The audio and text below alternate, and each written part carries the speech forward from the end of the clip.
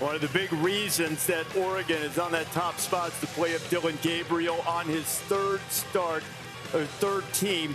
Leads the nation in completion percentage, but there's much more to him, as Nick shows you in the film room.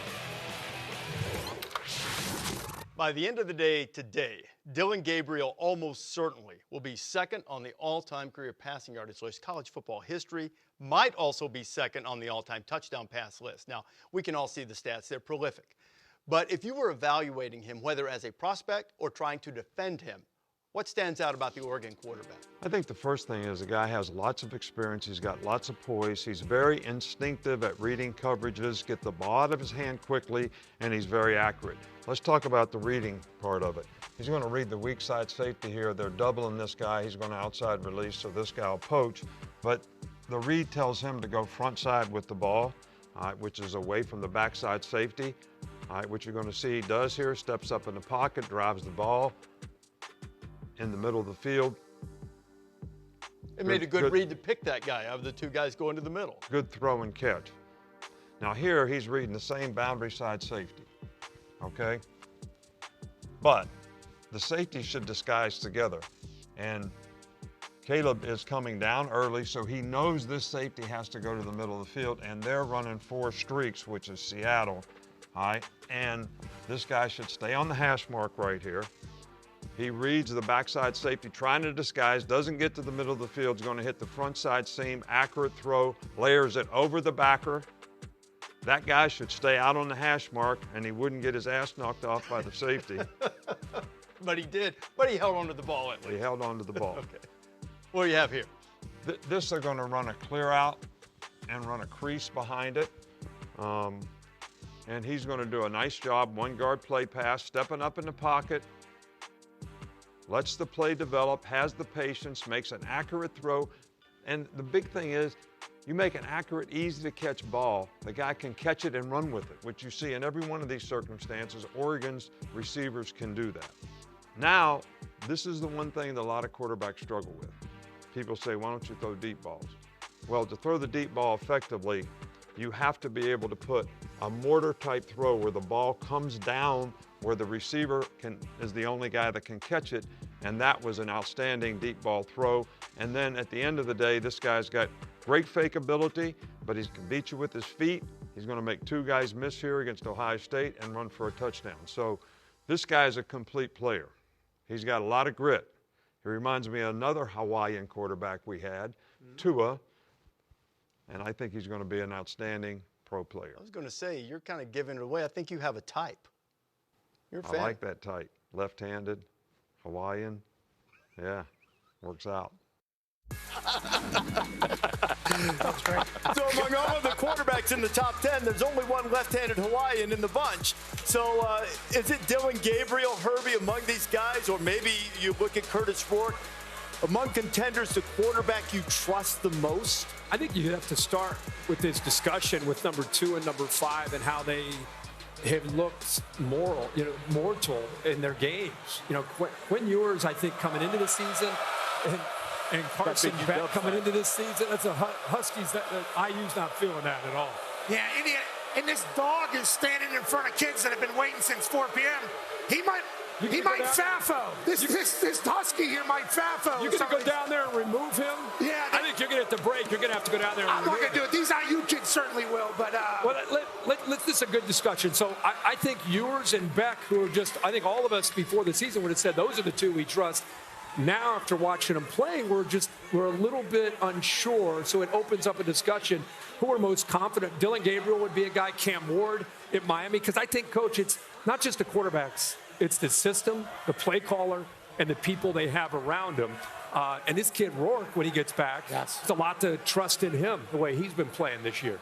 Well, the number one thing about the quarterback is he's going to distribute the ball every play in the game. Right. So you got to be able to trust the guy who's going to make good choices and decisions. And to me, Dillon Gabriel, Cam Ward, and Drew Allar at Penn State have been the guys that have been most consistent at that.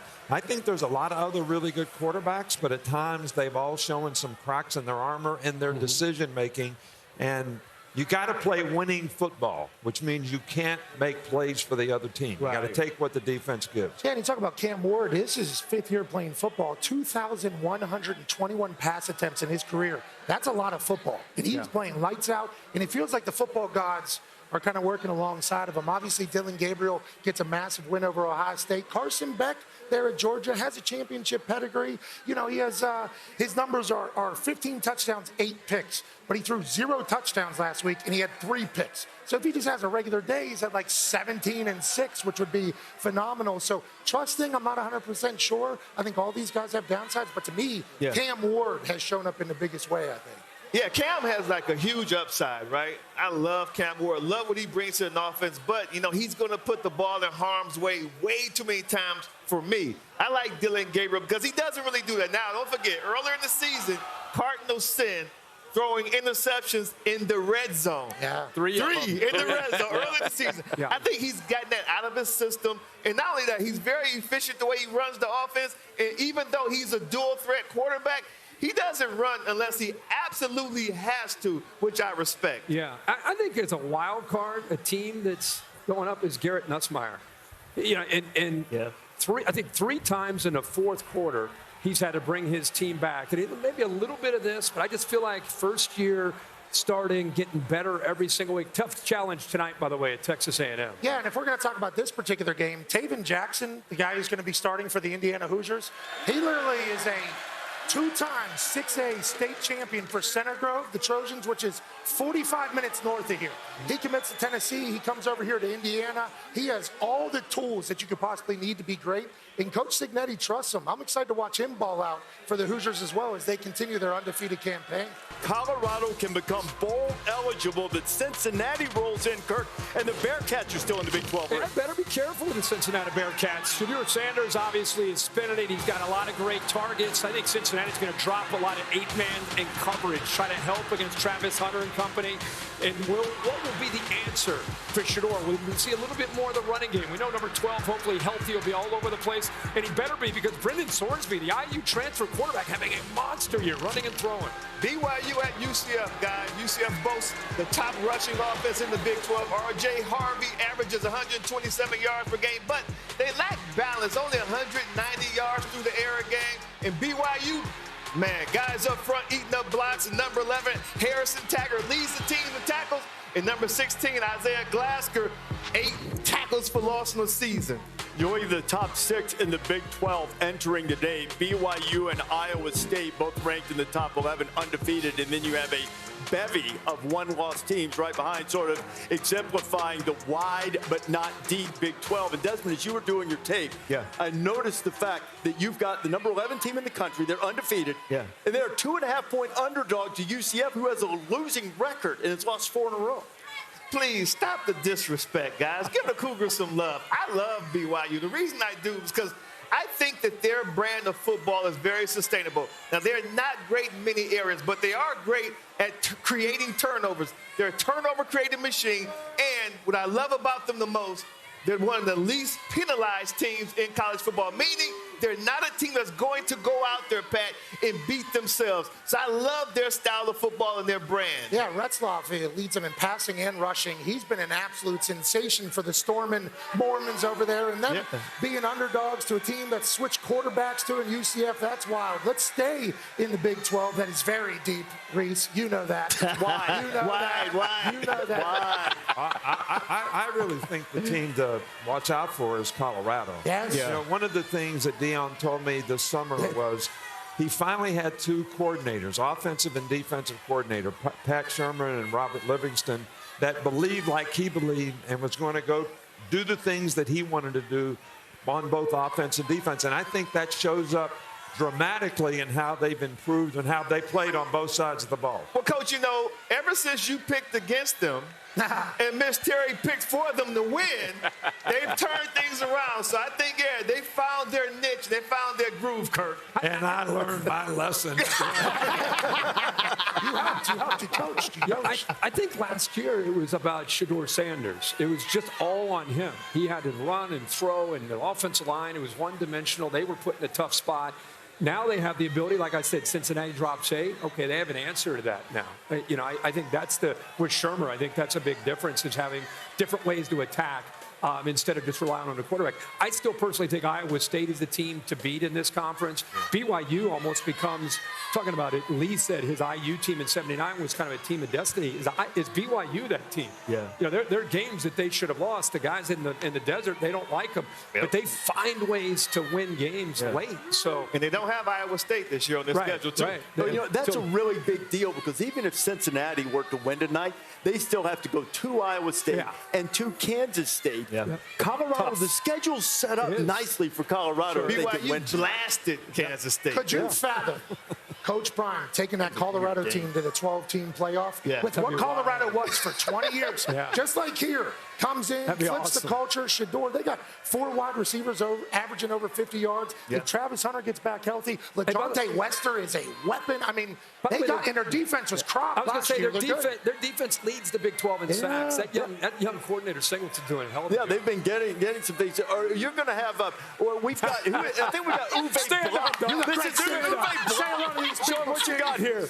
Got the candy stripe pants on. BYU going to stay undefeated today? You got them on the board? No. Randy UCF. Coach, to your point, Colorado's going to be favored in every game that we're running out here. So I'm with you on Colorado. But BYU, Des, I get it. They've been fortunate. They have created turnovers. But it ends. UCF was in the same spot last year. They were under 500. 15th ranked Oklahoma State came in, and UCF gave them a dose, 45-3. I like UCF. That run game, give me UCF. It doesn't make any sense. Steve, they've lost 4 in a row. Steve, Bob Knight would have ran your ass out of the gym. ran right out of the gym. But he would have been thankful as hell that you're wearing those pants and that top. And you were 2-1 last week. We're back on the right side of things, Steve. Let's go, brother. Let's go. Ted Kitchell looking. How about this? Yesterday would have been Bob Knight's birthday, too. Legend Hill here. Took a walk in that building over there, Assembly Hall. Yeah, you did. Special place, man. Yeah, you were in awe. A special place. Walking there. Last night late after Freddie Freeman went grand slam and walked it off. You had a couple of games going on. Boise State, UNLV, Hajj Malik Williams, Hajj Jaden Bradley, and Vegas takes a 24-23 lead. Now, Efton Jethi only had 128 yards, but he gets the winner. They battled through, looked like an arm injury, but showed a lot of grit and toughness to be able to find a way to win this game. Big test for Boise, but they get a 5-point win on the road. You know, one of the things that we were talking about this week said, you know what, if Lincoln Riley and USC wins, we're going to have to have a big USC discussion. Rutgers hung in there for a little while. Miller Moss with his feet, and then Moss to Makai Lemon. USC had their moxie again last night, it felt like, offensively. Dancing in the end zone. You know, come off a couple Big Ten losses. Need to get another one. If they would have lost here, it would have got loud. Instead, USC gets big production. You know, Kirk, you and I were talking about this. I mean, SC's lost 4 games, but they've been in all of them. I mean, they're very close to having a much better record.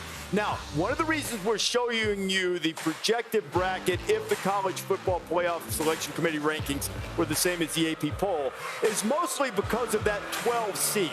Boise State is ranked 17th in this. Under this example, they would be the 5th highest ranked conference champion.